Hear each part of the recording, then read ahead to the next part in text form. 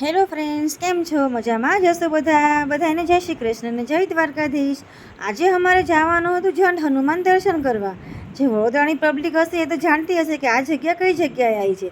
અમે તો અમારો રથ લઈને નીકળી ગયા મસ્ત મજાના દર્શન કરવા માટે. ગાડીમાં મસ્ત મજાના વિડીયો ઉતાર્યા, સેલ્ફી પાડી, થોડી ઘણી મસ્તી મજાક કરતાં કરતાં નીકળી ગયા. અને અમારા સાહેબ તો મસ્ત મજાના ગાડી ચલાવતા હતા, સોંગ સાંભળતા.